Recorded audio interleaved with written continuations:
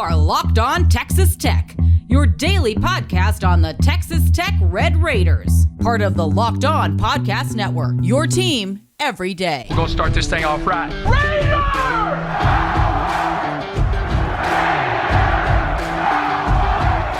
Everything runs through Lubbock. Great to be with you again on Locked On Texas Tech on the Locked On Podcast Network. Your team every day, always free and available on YouTube or anywhere you get podcasts. With the only Chris Level, I'm Casey Cowan, back for a New Year's bonus episode as we set the table for 2024. Whether or not you're a resolution person out there, we've got some for you as it relates to the Red Raiders. And Chris, we're going to assume that you and I personally are both going to make these resolutions. We're going to get rid of all our bad habits. We're going to be skinny, super fit men. I don't even know. My hair might be a little softer. My teeth might be whiter next year as well. But these are mostly Texas Tech-focused resolutions that we're getting into here today. Yes, I do. I hope my wife isn't listening. I promise to do more dishes. I promise to be more, better about the trash being taken out. I mean, all the things that I fall short on. I think on the daily. Yeah, it's funny. I've never been a big New Year's resolution guy in general. I'm like, man, if you want to be better at something or make a change, just do it. Like, what are you waiting? Whether it's December the 30th or February the 19th, man, just make the change, be better for it. But as we look ahead, here's a tricky one.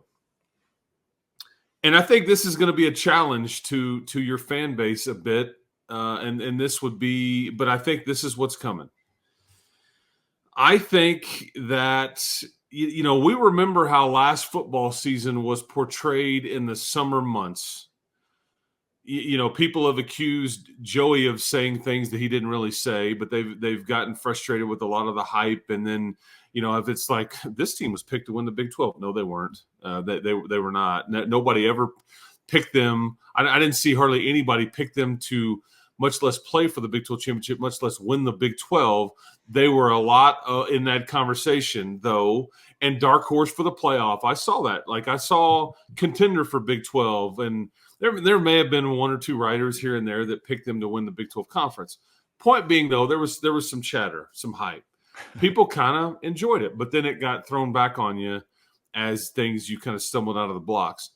My challenge or my resolution this year would be to embrace the under the radar conversation that's going to take place or not take place for you as this next season rolls in. West Virginia is going to be a potential preseason top 25 team.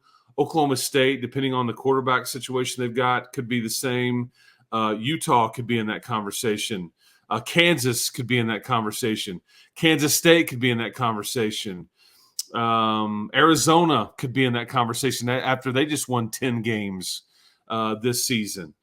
And there you are. You're an upper half Big 12 team, and maybe even TCU gets a tip of the cap compared to you. I don't know. You're going to be this upper half, but not a top 25 team, and you're not going to be picked to win this league, I don't think. And I think it may be kind of fun to be the under the radar, like kind of use the lack of conversation as motivation, kind of play this role and all those things. Is it best to be like the favorite and go on and win it like you're supposed to? Absolutely. Do you want to shy away from expectations? Absolutely not. However, that's what's coming in my opinion, and I think it should be embraced. And I'll be interested to see kind of how fans, Coach McGuire, team, I'll be interested to see how they handle it, because I think that's what's coming. But I say give it a big hug. Resolute. Yeah, resolute. I need a gavel for this episode. I think because college sports is so rooted in marketing and manipulating perception and things like that, you sort of have to embrace media narratives, or you want to be out there. As a fan, I couldn't care less what Joe Blow on some ESPN morning show thinks about the Red Raiders, or here or there or whatever. It does not matter to me in any way, shape, or form. Lifelong Texas Tech fan here. I understand what the historical winning percentage is, so I'm very much remaining on believe it when I see it status. just about each and every year. I mean, going back into 2008, I think you're like a preseason number 12 or something. I'm like, yeah, I'll believe it when I see it. And then we saw it and I believed it.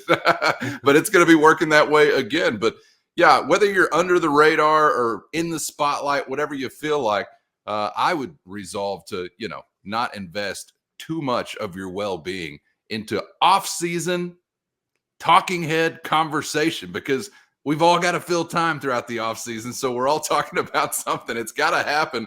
But how does it apply to the next season? Well, we'll have to wait and see. Okay, I'm going to take it in a wildly different direction here. I would like to make a resolution, I don't know what the word is, that we will all, by the time Deion Sanders comes to town, own Rolexes so we can rub it in his face when we beat the brakes off of the Colorado Buffaloes. Now, we're going to need some time. Now, some of us, you may already have that in your jewelry set or whatever. I've got to just get a jewelry set going first and foremost. I got nada. We got a little time, though, I think. Maybe that's going to be a little bit later on in the season. So pick up that extra shift. Go take that second job. Make that extra sales call, because the Rollies need to be flashing whenever the Buffaloes come to town. That's easy enough, right? Gold and diamonds from head to toe. Yeah, like Ricky Flair walking that aisle.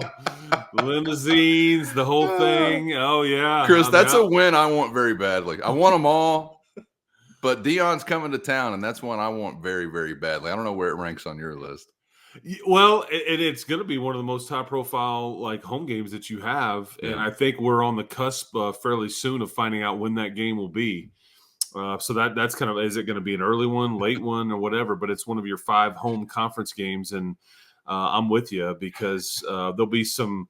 Speaking of hype and preseason narratives and all that, it'll be interesting to see kind of how the Buffaloes are thought of after they were just took over the month of September, and you've got movie stars and everything, and then they just never won again. They were like, you know what? We've done all the winning we're going to do. We're done. We're done. No more wins for us. I can't imagine the media will give him the benefit of the doubt this offseason. Can you? They probably won't even send a camera out there. They all seriousness, they do. Obviously, his kid is a phenomenal quarterback, and so you're always going to have, that's what I looked at when you're talking about like that list of programs that upper half. I think most all of them have their quarterback returning and in a good season this year and all that stuff. I think here's an immediate need/resolution. Mm-hmm. We talked in one of the last episodes that we did. We talked about portal additions, and I think you had it on the screen, like the best portal additions yet. Or to this point so far. So far. They really need to not be done here. And I think that there's still very much a need for a Quincy Ledette companion. He needs a Batman, he needs a Robin, he needs a Padna, up front, right there on the interior of the defensive line. I'm not suggesting that your Duda Bankses or your Trayvon McAlpines or your everybody that you kind of have in that group can do it, but they need a new buddy. They need somebody. Hey man, what you got going tonight? Nah, I'm just chilling, man.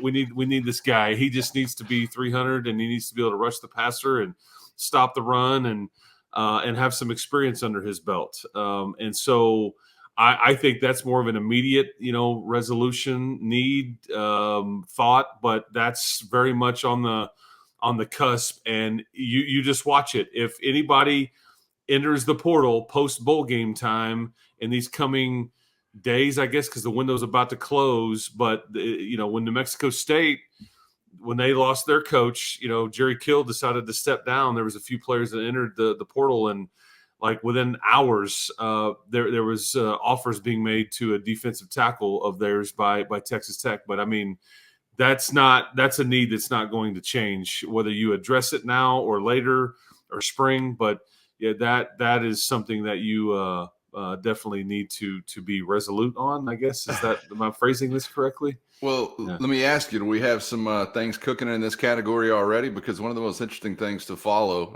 if you're a social media person is who James Blanchard is paying attention to this week, and whether or not there's a like here or there, a follow here or there. And, I was seeing some interaction, I guess, just within the last, 24, 48 hours with a guy I think that most recently spent some time at Arkansas. Anthony Booker Jr. is the name I saw. And he's like, hey, see y'all January 3rd.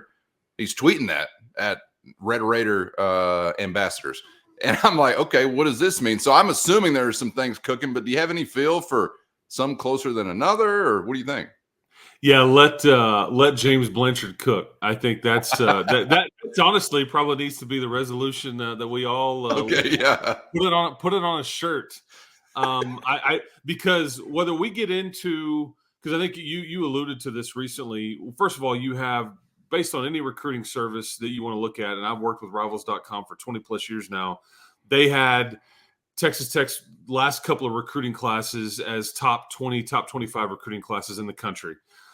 This recent one, you had I think the best class in the Big 12 of the what will be the Big 12 going forward with the 16 teams minus Oklahoma and Texas.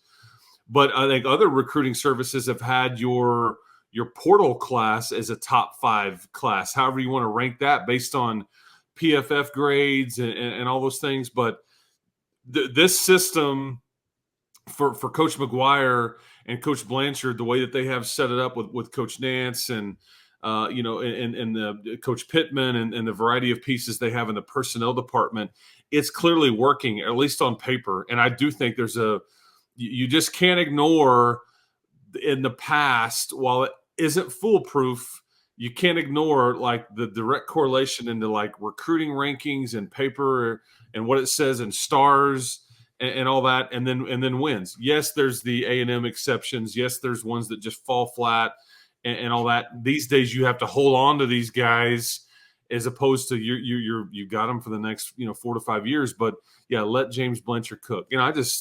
I'm rolling with that one. Whether it's coming from Arkansas or New Mexico State, whatever he, I think the guy is really, really good at his job. And so let Blanchard cook, and whatever he wants to cook. I mean, if it's pork tenderloin, if he wants to roll some burgers or some brisket, some ribeye, hey man, let the man cook, man. Okay, well, this leads me to another, and with a Rolex too, just to combine, our two resolutions, right? With another resolution, is Coach Blanchard allowed in the basketball kitchen to cook anything? From a basketball perspective, we know that your recruiting, etc., got off to such a slow, delayed kind of start because of the calendar with Coach McCaslin and finishing out the tournament with North Texas, the NIT tournament. That's redundant, but you get what I'm saying, with North Texas. And I think we all have high hopes of what you can do in the future. But when are we really going to get busy? And this is more a statement. We need to get busy from a recruiting perspective, much more so than we did, or in a much more impactful way than we did last time around. So, Coach McCaslin is going to have some proof of performance after this season to begin to obviously use in his sales pitch and things like that. But, Chris, I would love a resolution for Texas Tech men's basketball to make a few more splashes maybe on the recruiting trail as far as impacting the roster this time around than they were either able to or had the opportunity to last time. Yeah, and there was some reasons, obviously, for the slowness of putting this roster together. It was a bit tricky. I will tell you, you're already ahead for next year, because I think you've already got one spot filled with your team next year that you didn't think you were going to have. First, today's episode brought to you by FanDuel. Heat up the action and keep the sports flames stoked this winter with America's #1 sportsbook and the official sportsbook of Locked On. There's nothing nicer than cuddling up by the warmth of a nice prop bet or a player parlay. And if you've been thinking about joining FanDuel, there's no better time to get in on the action with their safe, secure, and easy-to-use app where it's all at your fingertips. And of course, when you win with FanDuel, you're always paid instantly. And right now, new customers get $150 in bonus bets with any winning $5 money line bet. That's $150 back if your team wins. You'd be a fool not to take a bite out of that apple. So get to FanDuel.com/lockedon and sign up today for your shot at $150 in bonus bets with any $5 moneyline bet that hits with FanDuel, official partner of the NFL. I think you've already got one spot filled with your team next year that you didn't think you were going to have, and that's Devin Cambridge. I think he's going to come back here. This was his last year, but I think he's going to, do the whole medical redshirt thing, and I think he's going to come back here. That's one less thing that you will have to go find out there in the portal or on the recruiting trail or whatever. And so you look at it. Yes, you're going to have to replace Joe Toussaint. Yes, you're going to have to replace Warren Washington. There's some other pieces too, but you would hopefully you get Pop back, you get Darion Williams back, you get Chance McMillan back, you had Devin Cambridge back to that. You got a nice little core, and then we'll see what happens with Lamar and Robert Jennings and all that.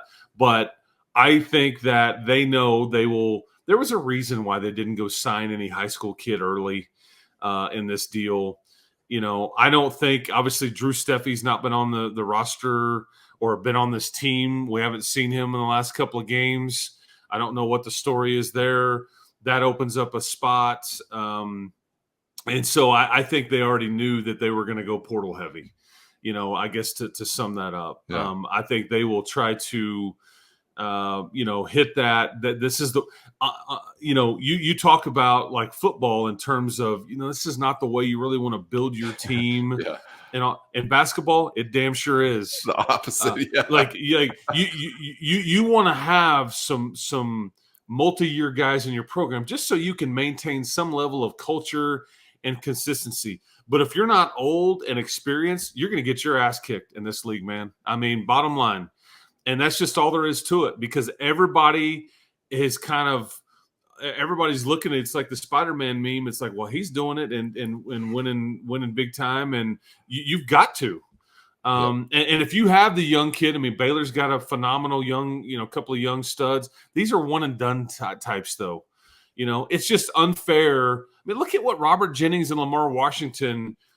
Can they go win you big games on the road right now? It's just a lot to ask them because everybody's so old and talented and all that. And so you need a mixture of that, but then you need like the Toussaints, the Cambridges, the Warren Washingtons that you're going to lean on. Because like Pop is a great example. I mean, he's a guy, you hit on him, right? And he's somebody that, but yeah, they're gonna have to go portal, and I think they're gonna have to address their roster for next year. But you're right, going to have to hit, and that's how this thing is going to be built and maintained with what you can do out there on the market, if you will. Is there I know in some previous administrations within the Hoops program, there's this head cook in the kitchen kind of guy. I don't know if you'd call him a Blanchard, but is there somebody to introduce us to that maybe I'm not familiar with yet, or someone that's really spearheading that charge?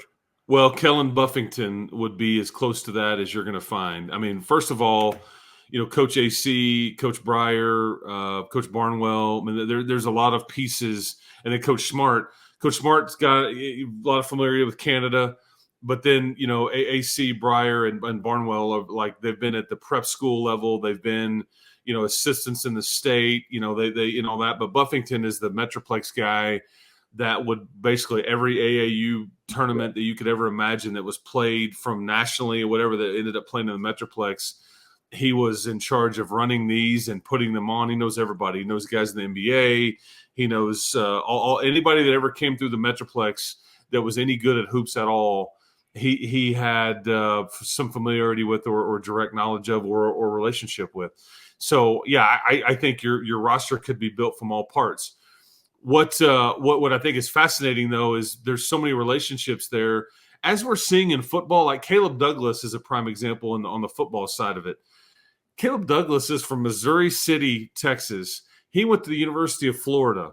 Well, Blanchard and McGuire, they had familiarity with him, and Juice Johnson did whenever they were all at Baylor, okay? So you look at all that from a basketball standpoint. There's so many players moving around everywhere. Everybody knows everybody. Your relationships at all different levels and countries and all these things, it all pays off here. Yeah. And I think Grant tried to hit it from I've got the northern thing from a recruiting standpoint with Coach Smart, who knows everybody up there. There's good players that come out of Canada, man. I mean, trust me. And you've got the Metroplex covered and just the state of Texas, but then you've got the college aspect and all that. But a lot of guys go far off and then they want to come back closer to home.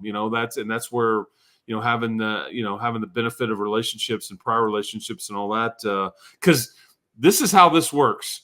There are group of 5 schools or these guarantee games that they'll play in these Power 5 schools, and in all honesty, and I've seen it happen, these are job interviews at times, or like that's how you get put on the radar. Right. I mean, Norshad Omir plays for University of Miami now. He played for, I think it was Arkansas State a couple of years ago. He came into Lubbock, Texas, and lo and behold, the following summer, he's on a visit here. Everybody knew who he was. They loved his athleticism, but Miami ended up getting him. But it was a direct, the whole connecting the dots thing is because he played in Lubbock and was really good that night that he played against you and all that. But that's just kind of how things are working these days. So yeah, people joke about the handshake line recruiting after the game. Hey, man, we'll call you. Yeah, extra long handshake for some of these guys. Yeah. In a way, it sucks. If you're the UTAs or the Sam Houston States or the Omahas or like these kinds of schools that have come through, Lubbock or whatever you've gone through, but the guys get spun up, they spin up a level and adapt. Yes. Adapt or die. Just adapt and thrive. That's right. It's just part of it. That's right. Man, that's a little bit of good news. It sounds like from Devin Cambridge. I didn't anticipate, nothing guaranteed at this point. Yeah, that's what I think. That's what I am kind of. It's been indicated to me that man, he really and so again, I don't think he said that, but I think that's the way it's strongly leaning. But again, the way I look at it, it's one less thing you have to go. I know what I'm getting here. We just got to get him healthy, and he's old and going to be motivated and loves it here and. Love to see more time with Cambridge and Red and Black if that comes to fruition. That's why you listen to Locked On Texas Tech for a little ditty like that. Won't hear it anywhere else, or at least not until they watch this episode. Then you may hear it in some other places as well. Okay, I got a final resolution, Chris. I don't know how many more you have in the bag, but here's a very simple resolution. More fire cannons at basketball games, more drone shows at the football stadium. Say word. That's the end of my resolution list. I'm all about pomp and circumstance, man. I mean, more fire, more pyro, blow stuff up safely. But the drone shows, I mean, I'm all about all that stuff, man. Love it. Yeah, and it'll even have to go up higher in the sky this next year if you do it, because you've got some serious construction going on that's going to really close that stadium in and make it feel like more of a coliseum or palace than it already does. And but hey, man. Raise the drone show up a level, but I'm here for it, man. Sign me up. This resolution may be a little bit bigger ask, but dream no little dreams. Maybe even someday we're lighting up that old scoreboard as well. On the home side, that is. Get to cooking a little bit more offensively next year. All right, Chris, enjoyed it all year long. I mean it sincerely. There was not an episode I didn't enjoy this year. And thanks for all those out there who joined us for all of those, or at least most. We hope to see you back in 2024 for the same. Hope you have a very happy new year, and same to you and your family, Chris. Yeah, back at you, man. We'll make 24 a bit better than 23 was, which it was pretty darn good, man. But hope everybody has a safe, that's the most important thing, and happy one. But be good out there, be smart, be safe, and we'll come back and talk to you and get you through 2024 for sure. Yeah, and if you see a veteran bellied up to the bar in a wheelchair, long hair with confetti raining down on him, say hello to Lieutenant Dan and maybe buy him another round, because there's some of those out there who ain't going to enjoy it as much as we are. But hopefully you're in the former category. She tasted like cigarettes. In this day and age, she tasted like watermelon vape. Yeah. All right, Chris, enjoyed it as always. Happy New Year to everybody out there. Hope to see you back in 2024 for the next round of Locked On Texas Tech.